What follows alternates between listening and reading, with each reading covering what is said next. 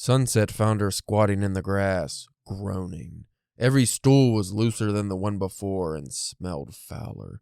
By the time the moon came up, she was shitting brown water.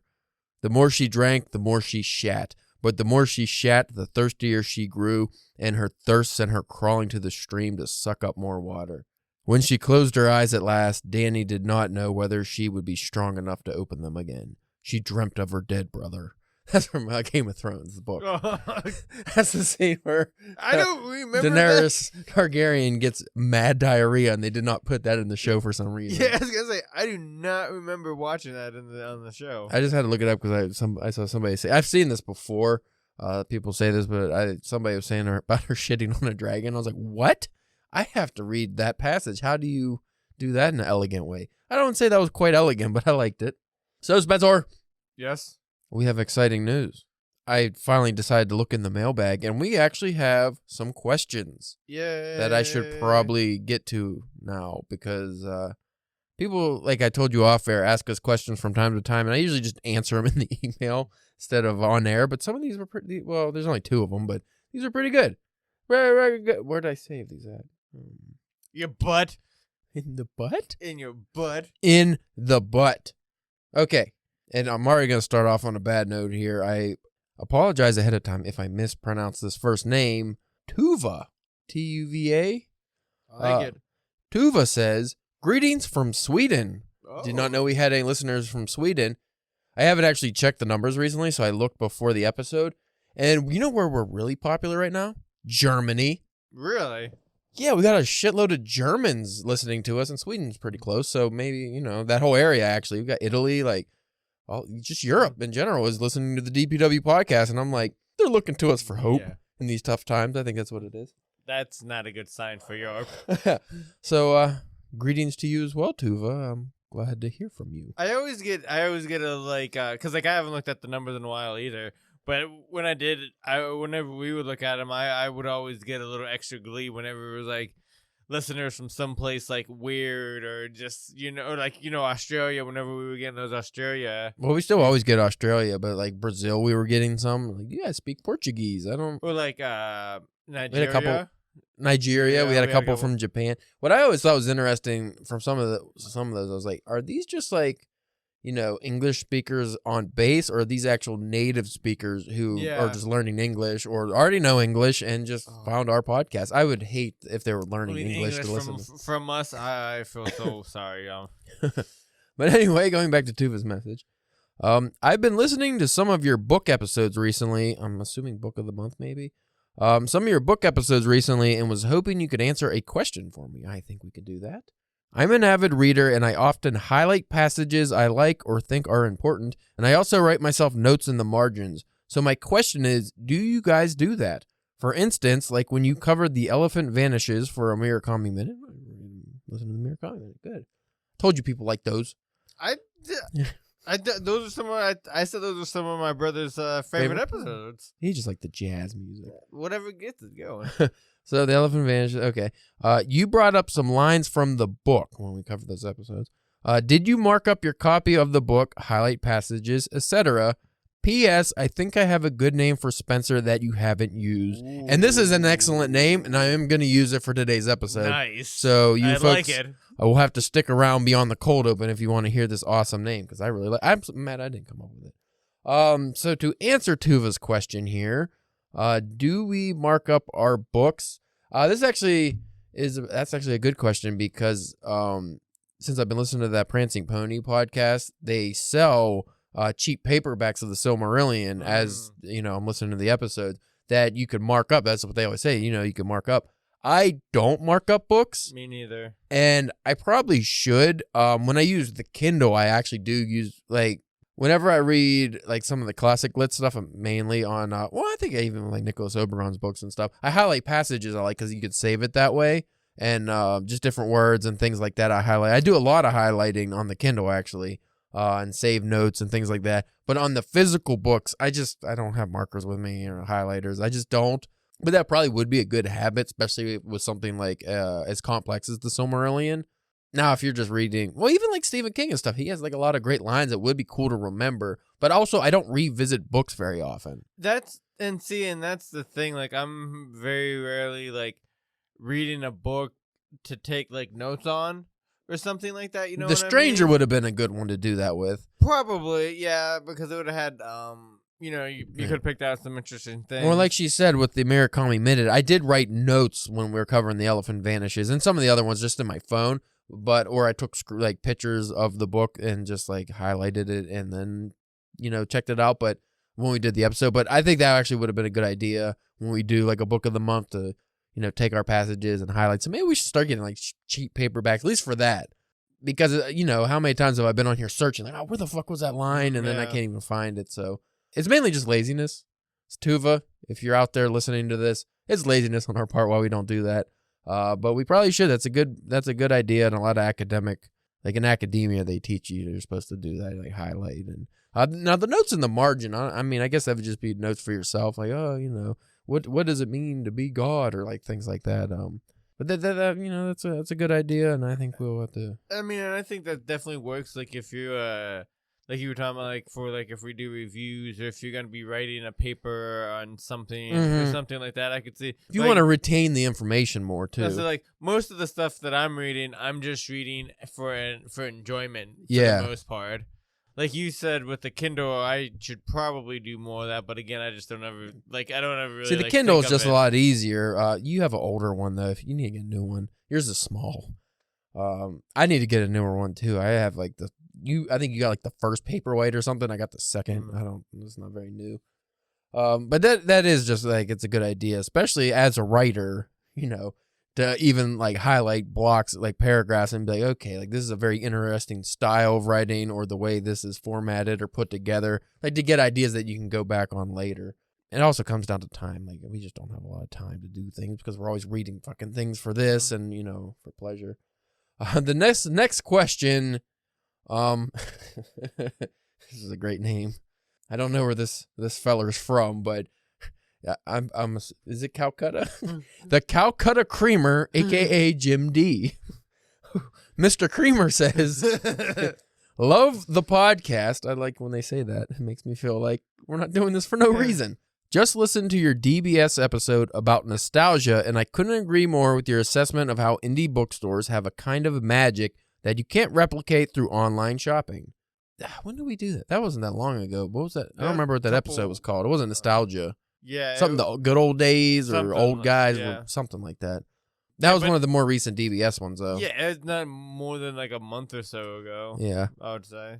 Mr. Creamer follows with, I grew up in the 80s near Seattle and spent a lot of time at local bookstores and record shops.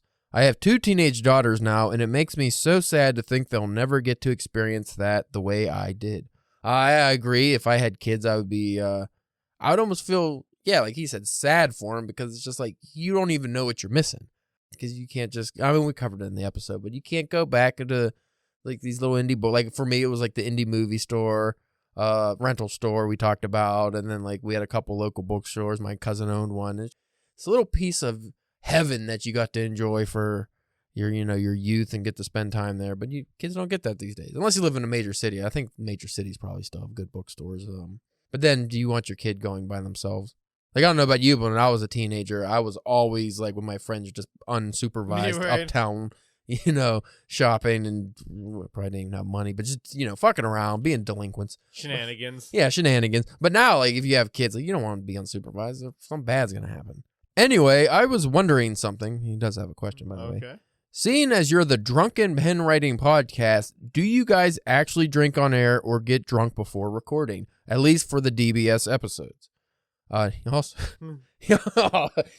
also says, keep up the great work. Also tell Spencer I'm not paying for his OnlyFans until he starts doing Spider-Man on Laundry Day cosplay. Oh no, I'm stuck in the dryer. Doc Ock just broke in. The tentacles. Oh, the robot tentacles. So you have a request for your OnlyFans? Wait, what are you doing, Doc Ock? That made me forget what his question was. Oh, do we drink on air or get drunk before recording? Well, that is actually an interesting question because you'd think the podcast would be extra shit if we were drunk on air. But I don't know if we ever actually been drunk Like drunk, Not for like drunk, I think. I think we did like a 420 special or something like that, New Year's special where we were drinking. We had like a couple random episodes like that where we were probably pretty drunked up at some point, and they were probably shitty too. The early episodes when we tried to implement like this, what are we drinking? Like we would drink during those, and like not as much now, but in the old studio, I probably drank every episode like a beer or something. Well, you always made some kind of cocktail. Yeah, I always had so for like the first like 100 episodes, well not 100, like 50 episodes, I probably had a cocktail or a beer or something while we were recording. And even here, like every once in a while, you can probably hear me slurping it. I usually have some kind of drink, but non-alcoholic for the most part. But I do drink on occasion on air, but I don't get drunk. I don't remember the last time I was like even really buzzed up for the show. Most of the DBS episodes, I'm probably the most sober. And as me and Ash, we bring up because we got an inebriated reading challenge. Actually, the first episode just came out Friday, so folks, listen to that. We covered David Foster Wallace's Oblivion, but I think a couple of those episodes I actually did drink, but neither of us were drunk because it was so complex, like the stuff we were reading, that we couldn't be drunk to do it. See, I think that would be like, it's like you couldn't be like, because the gimmick of the drunken inebriated is like you kind of have to get drunk and shit faced to get through the book. To read the book, yeah. It's like, no, reading this book makes me have to get shit faced and drunk. That's really what it is reading the book made us have to get inebriated. But there was a couple times that when Ashley was on air too, like he either had a big hookah he was ripping, or he was like, I think one, it might have been an IRC we did or something. I just remember him drinking like a big bottle of like, I don't know, Fireball or something terrible. I was like, what are you doing, bro? Wow, that just hurts just thinking about it. Yeah, so we've been inebriated somewhat on the show before, but most episodes I think we're fairly clear and sober. Yeah. If I do, the main reason, honestly, and it's kind of a stupid reason, it's just we record these on Thursdays, and normally I work Monday to Friday, so I just don't want to be drunk or hungover when I go in Friday, especially that last day of the week. Yeah, and it's usually like the shittiest day of the week, and that's mainly the reason. Like if we recorded on Saturday, I probably would drink every time. So yeah, that's about it. And Spencer himself is just not really a big drinker. Yeah, I'm not a big drinker. I also have stomach issues and stuff too, so that always kind of made just like the hey, just randomly have something to drink. Yeah, like kind of got rid of like that. Like I still will have have a mixed drink every once in a while or something like that, but it's not. Yeah, but even before you really weren't like a big drinker. No. There's only a couple times we ever got like really hammered drunk in weird situations, but. Podcast wise, no. It was always like a mixed drink or something. Like you very rarely had I never did. You very rarely had like a beer. Yeah, because I think everybody knows my stance on the beer and the. Not a big fan of the beers. Toilet water. To each his own. So I hope we answered your question very thoroughly there, Mr. Creamer. Also, wouldn't it be D? Mr. D Creamer, Jim D Creamer. Well, he's rare because he's Creamer, aka something D, right? He's the Calcutta Creamer, also known as Jim D. Oh, okay, Mr. D from the Seattle area, I guess. Well, I don't know. He said that's where he grew up. That doesn't mean he's there now. Calcutta, I guess, would be where he's. I always wanted to. Seattle always seemed like a place that I would want on the bucket list to check out.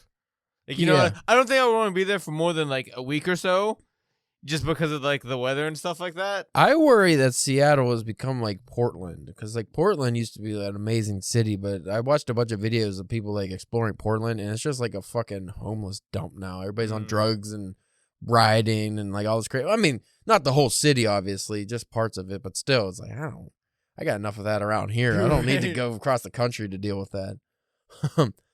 But anyway, I'm kind of upset nobody mentioned our music. Nobody, fans, please, if you know what, this is a good time because we never ever do this. If you have questions that you want us to answer on air, keep them coming. Why the fudge not? If we get enough of them, we can just do just an episode, which would be great. That would save us a lot of hassle. That would be wonderful.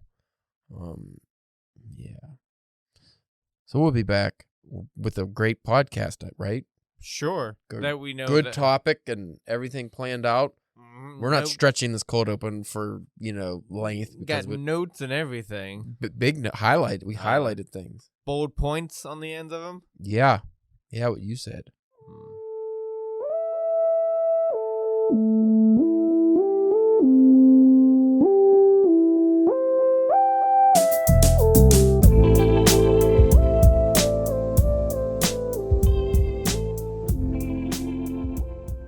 You are listening to the Drunken Pen Writing Podcast. I'm your host, Caleb James. With me today, Spencer, the Sicilian Snot Shooter Church. That was from our listener Tuva from Sweden. Came up with that name. I like that name. That's a good one. I don't think I've used Sicily for anything. And it's clean. It's clean. Yeah, it's not a... You could tell that to your grandmother. Yeah. Yeah, you can go, Grams, he's shooting snots, not the other S word. Yeah. That comes from the lower nose. Well, I don't know, depending on the person. Usually the bigger schnoz, but not always. Today's episode is about... I already forgot. Fuck. What did I say we were doing? Writing. Not ensemble pieces. We were talking about writing in the public domain. More specifically, I just want to talk about like fan fiction and stuff. We might have discussed this briefly before, but I don't think we had a whole episode on it. If we did, we'll just revisit it. Fuck it. Well, I think before we kind of talked about fan fiction, but that was like early on when we were, spending a lot of episodes making fun of like Twilight and stuff like that. So I'm sure we could probably have a bit of a different perspective than what we did back then. We'll start with the public domain just for the fact that that's kind of the easiest way people can get in. Not the easiest way people get into fan fiction, but the legal way. Because, people write Harry Potter fan fiction and what was not Twilight? Was Twilight a knockoff of anything? 50 Shades was a knockoff of Twilight, right? Yeah. That was a fan fiction of Twilight. But that was different enough that it didn't have any legal loopholes that they had to fucking get caught up in or something. I don't know. But, like, if you look in the public domain, that's what we talked about. It was comic book characters, I think, where it's like these characters are available, like the Blue Beetle is available in public domain for anybody to use, things like that. Because once the copyrights run out, you can use those properties. So that's if Disney owns the copyrights. And then fucking Disney. What comes to mind in regards to books, and this would be like fan fiction on a professional level.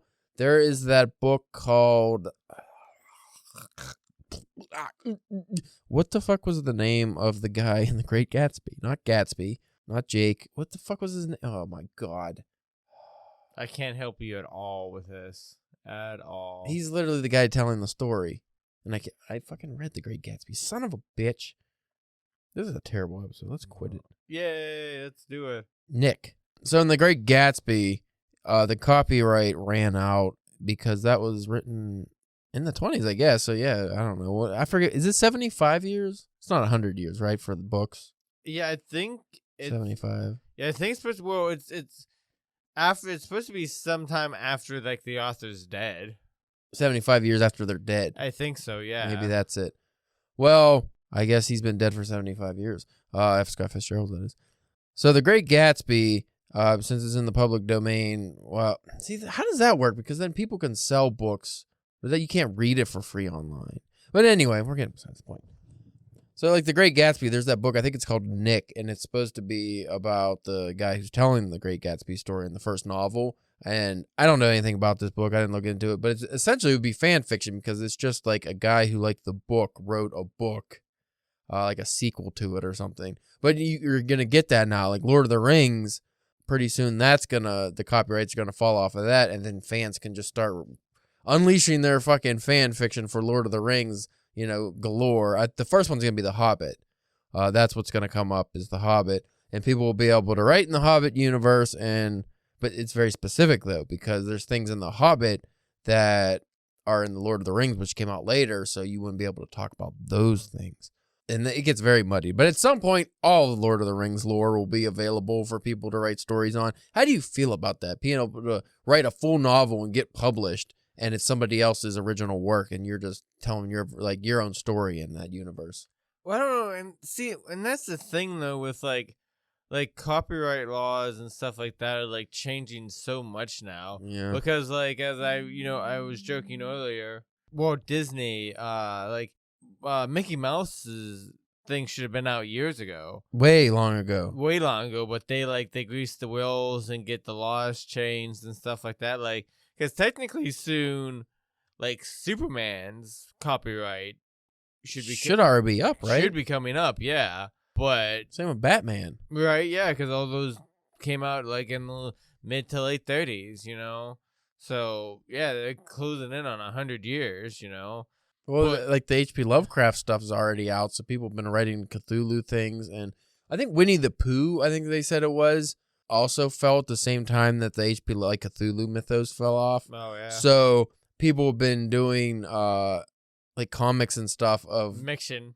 of both of them together, like Cthulhu and Winnie the Pooh, and I'm like, what the fuck? See, and then like, because I think it really matters on like who has who was hurting that copyright, like, because I don't know who puts out like all those different like collections of like H.P. Lovecraft, but like if there was like I'm sure if there was like a big publishing house that had the rights to that, Yeah. I'm sure they would have been able to figure out a way to hold on to those or whatever, make like, you know what I mean? Maybe they have to deem them of a certain value to do that. Maybe.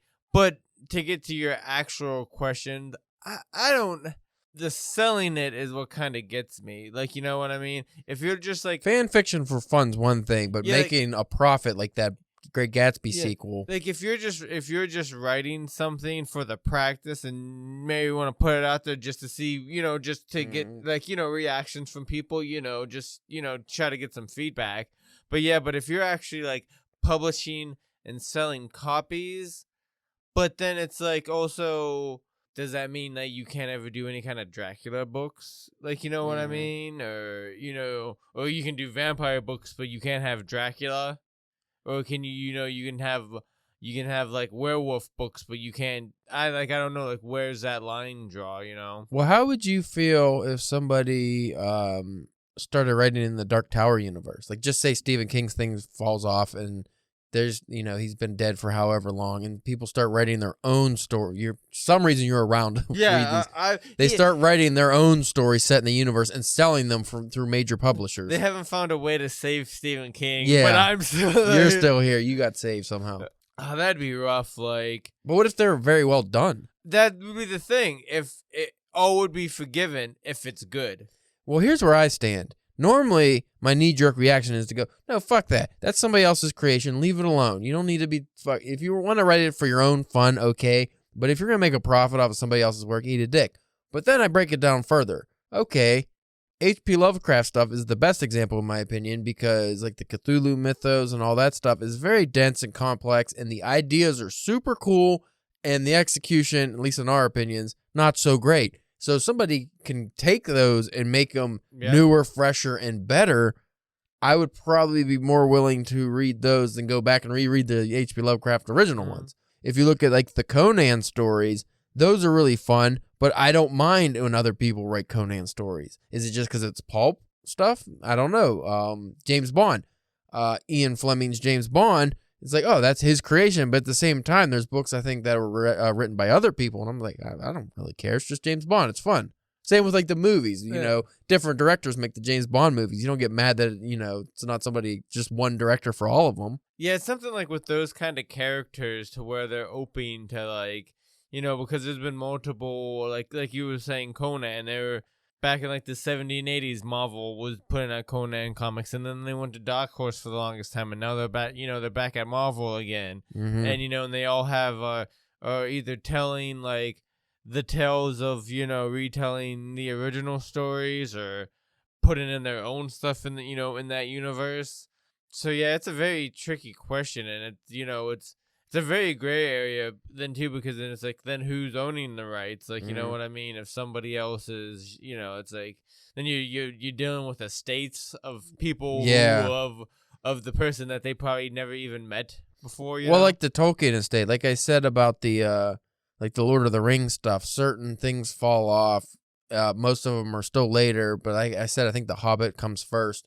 But they have that Amazon series coming out, but a lot of that is just like going to be original because they're not able to use the stuff from Lord of the Rings yet. They're not able to do the Silmarillion. Yeah, and it's a prequel, so right? Yeah, so they're just like they're allowed to use the universe because that that fell off, like that the copyrights and stuff for that is off.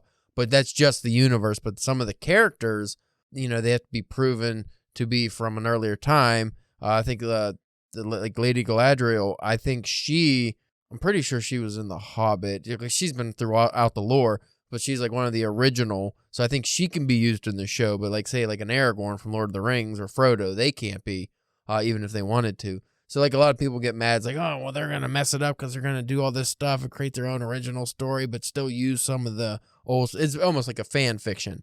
But then if you think about it, like the world Tolkien created was so expansive, and he wrote it as if it was the history of Middle-earth and the history of that world, that in that universe he created. But why can't somebody tell a story about one of the lands that's not mentioned in those stories? Because he talks, I think, like the Far East, or like there's different places that he doesn't discuss because it's only the history of the one area, like Middle-earth. Yeah, I'm sure that they don't hit every area on whatever that planet area, like, you know what I mean? So like if somebody wanted to create a whole race that doesn't exist in his work because it's just not shown and the history of that was never told, so, I mean, you could do that, and I really don't see why that would be a problem. It just comes down, like for me, it would just come down as like, well, I really like the way Tolkien writes and the way he tells his stories.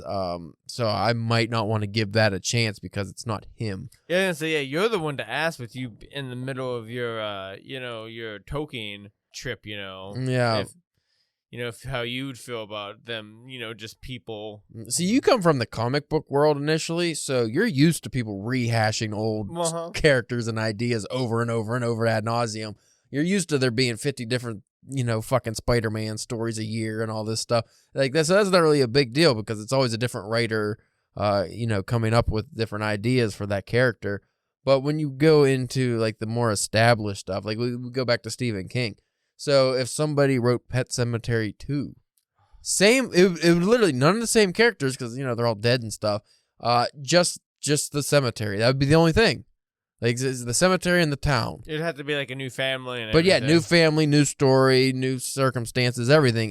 That's maybe even different time period. Could be modern, could be fucking 100. You could be the origin of the cemetery. That would be nice. See, so you wouldn't be upset. Yeah. Well, I mean, again, it depends on the quality, but yeah, that's a good idea there. So somebody did a Pet Sematary 2, but it was the origin of the cemetery, and maybe they, every other chapter alternates to a modern time with a family living with, dealing with the cemetery and the fucking things that come out of it. And then the original Wendigos and shit that, Stephen King wrote about. Then you're like, well, is that a bad idea or is that a good idea? If they do it very well.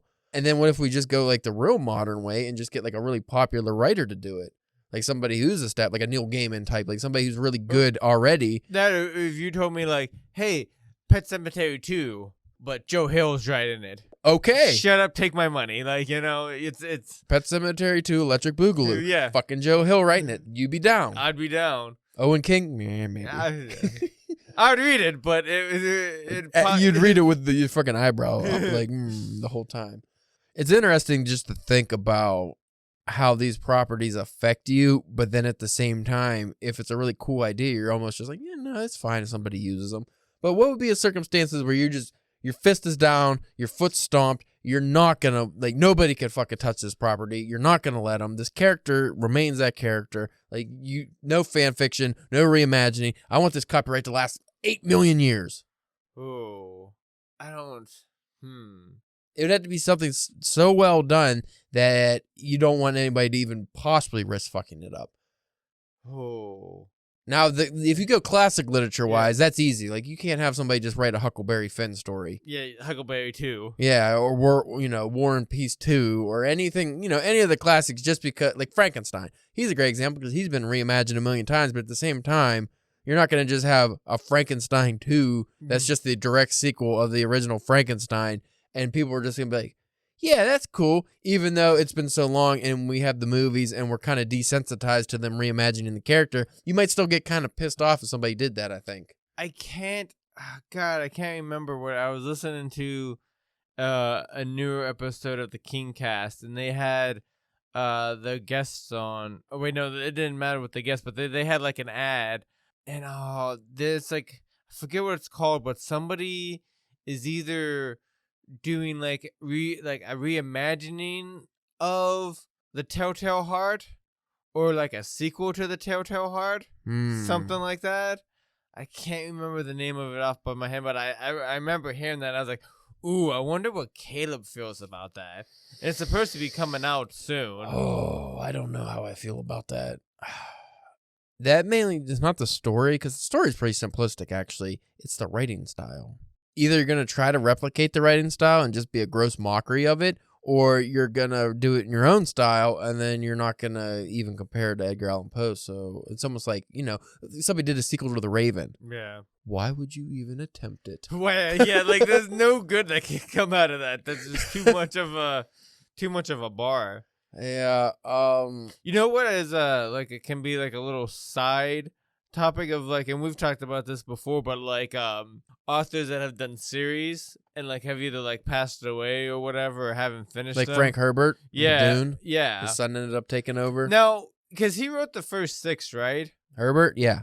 Did he tell, like, do we know, like, did he have plans for a 7th one after that? Was he able to get the majority of his, like, stuff in those 6? That I don't know. Because I know you've only read the first one, right? Yeah, so I couldn't tell you that, but I do know, like, just going back to the Lord of the Rings, like the Silmarillion, like that book was not out before Tolkien died. His son Christopher like edited it and put it together and added some things, and so that's interesting because it's like it's mostly the original creator's ideas, but at the same time it had to be helped along to get to the finish.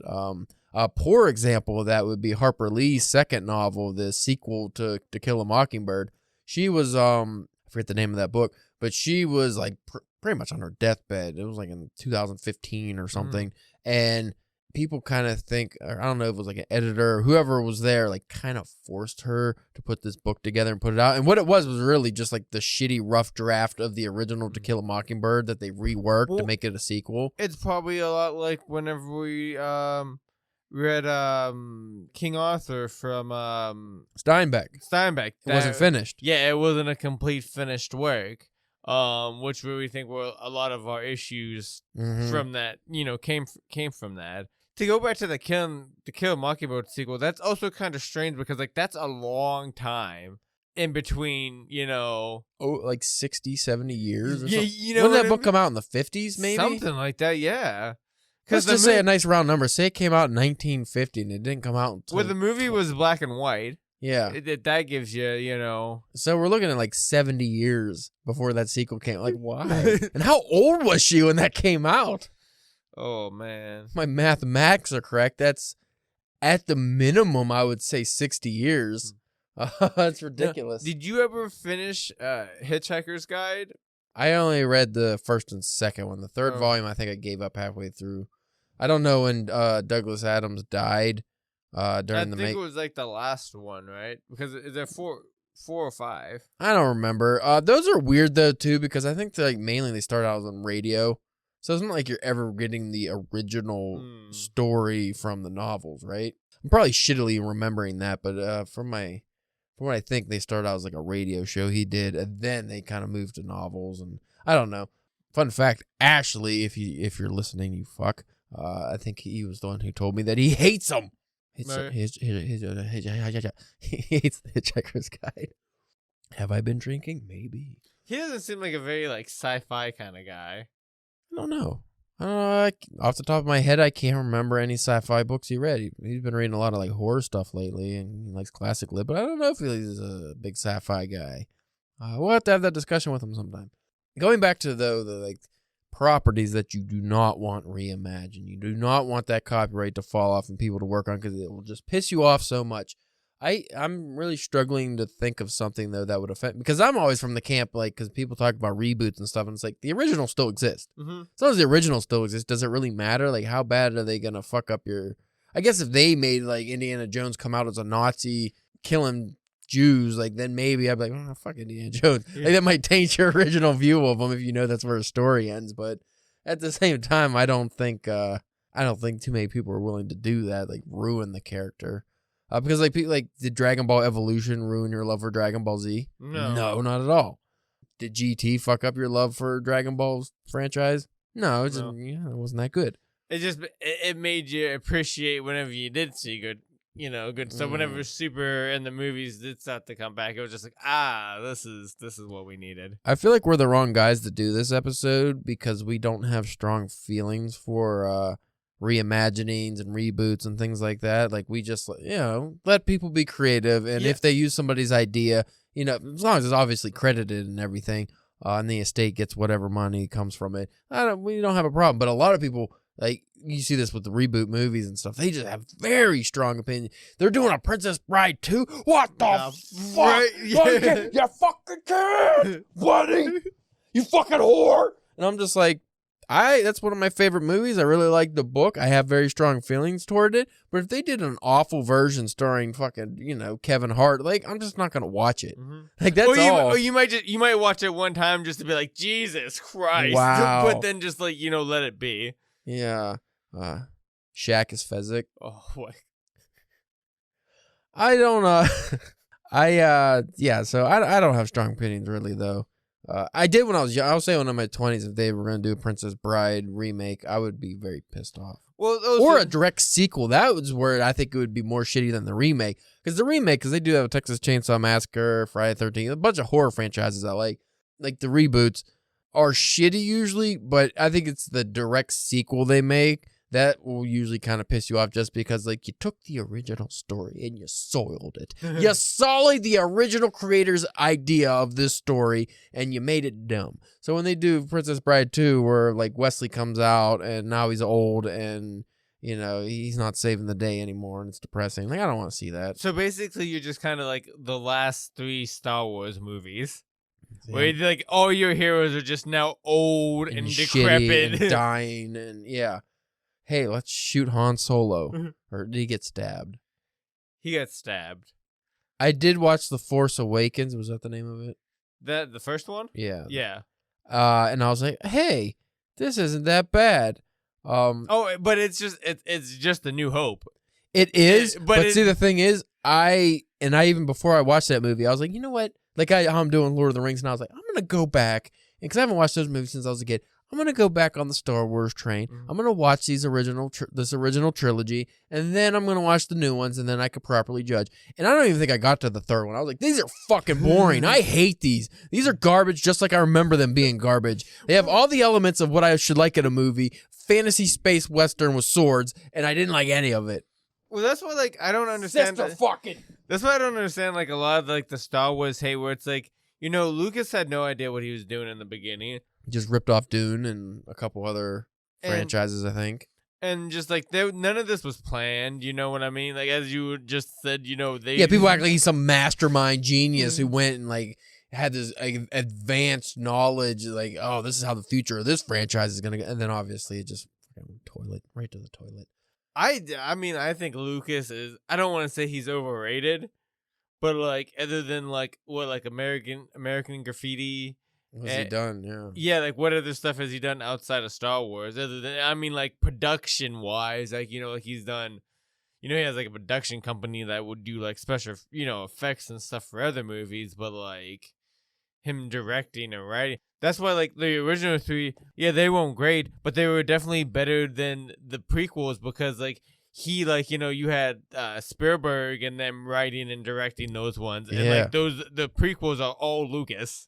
All terrible too. Yeah. So I don't know what to just turn it here on on its head a little bit. What's like a series or like something that you really like that you would want like a sequel to? I always am because I think about this with movies. I think actually most people agree. Take a movie like Highlander, or I don't know if I talked about it on air, but I recently watched the original Highlander, which I haven't seen since I was a kid, and it was worse than I remember. But the idea was cool. Oh, yeah. And people have this nostalgic view of that movie like it's great, but it's not. It's terrible, but the editing and cinematography is really good. The characters and the actors are fucking mostly terrible. The guy who plays the Clancy Brown, who plays the Kurgan's great, but everyone else kind of sucks. Even Sean Connery, because he's playing a Spaniard, but he's very Scottish. And the Scottish guy has a French accent. It's fucking stupid. I don't know why they put that cast together. But anyway, take like bad properties that might have like a cult following or just a good idea and redo them better. And you get this a lot with earlier movies. Think of the original The Thing. John Carpenter did The Thing in the 80s. That's not the original version. No. The original Thing, it's not that good. It's like a 50s movie. It's black and white. I watched it. It wasn't that good. But then the remake that John Carpenter did is amazing. One of the best movies ever. But then they did a remake of that one with CGI, and it was awful. No, wasn't that a prequel? Maybe. I don't remember. Because Because, like, you know how there was the group there before them? Mm-hmm. That's what I thought that was. And I was like, well, that's kind of dumb because we know that those fuckers die. Yeah, so how you gonna make this an interesting story when you know the outcome? Yeah, so you could take bad properties and make them good. So, what would we do book-wise? Because people have also been talking about rebooting Harry Potter without J.K. Rowling, which I don't know how that works. But, I mean, I never read Harry Potter, but I could be like, okay. Well, because, like, I think in the books, like, he ages. So, like, I think by the end of that series, like, he's at least a young adult. So it's like, are you going to do, like, his kids, or are you gonna literally just continue the story, or like maybe? are you gonna literally like retell? That would be shitty if you just retold the story. Like, I mean, you just go again to Harry Potter being underneath the stairs, getting a magical feather or whatever it was, that from the owl or whatever. Here's a good example: The Crow, because I think they just got Bill Skarsgård is gonna play the Crow, right?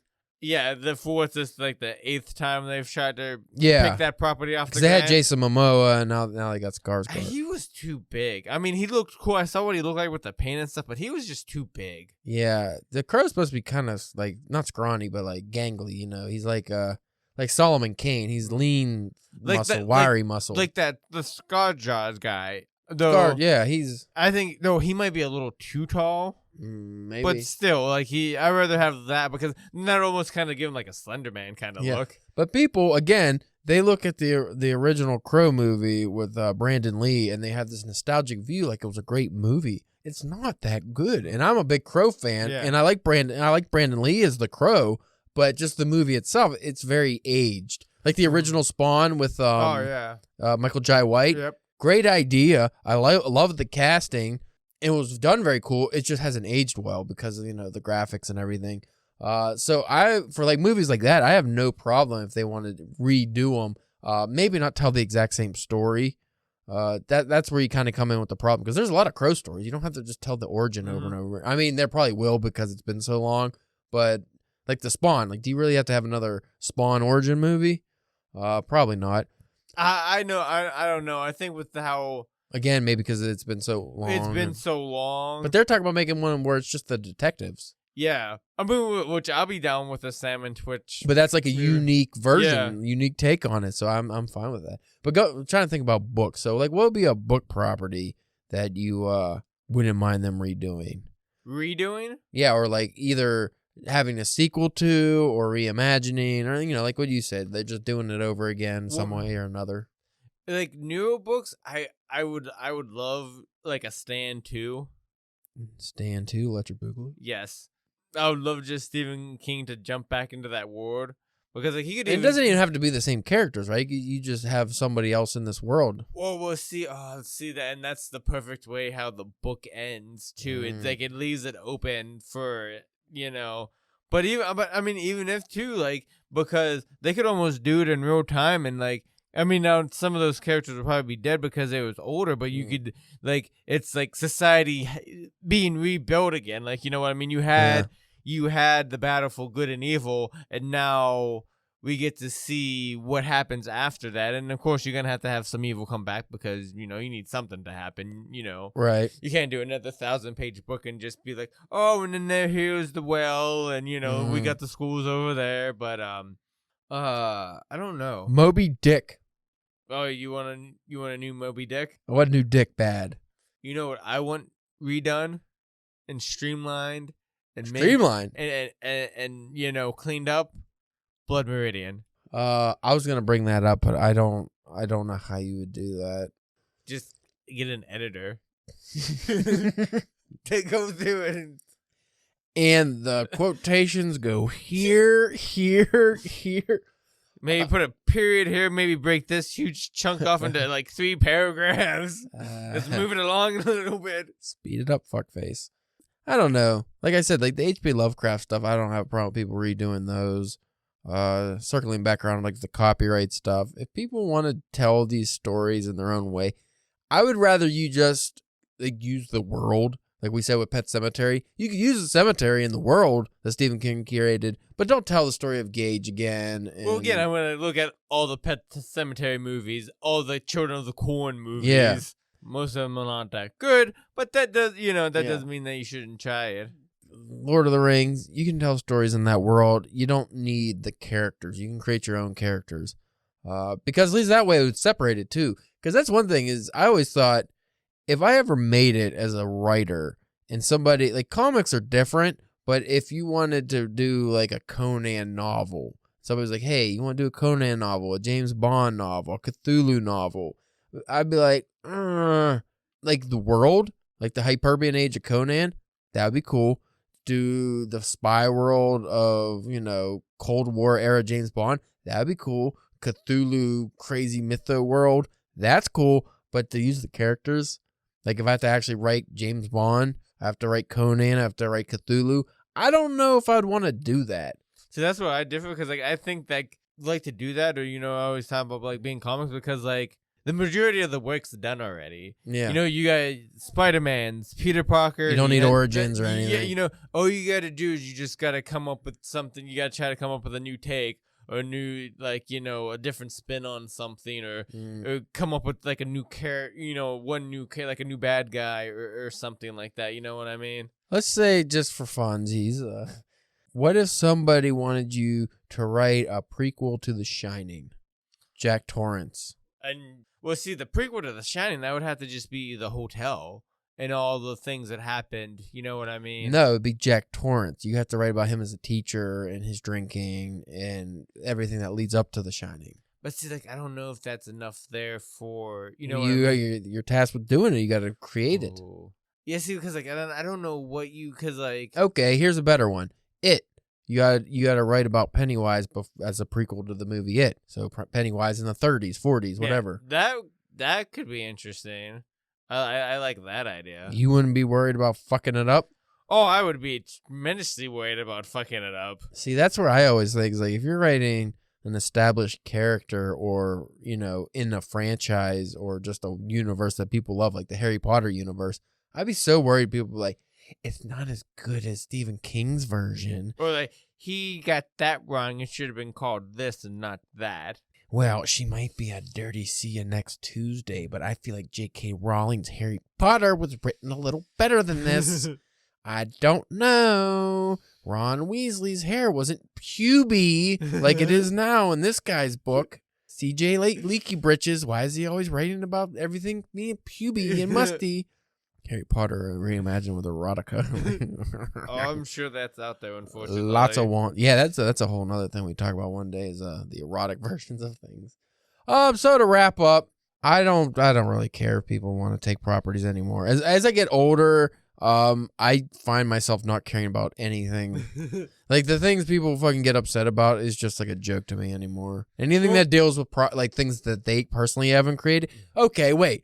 Because I always like to never end when I'm supposed to.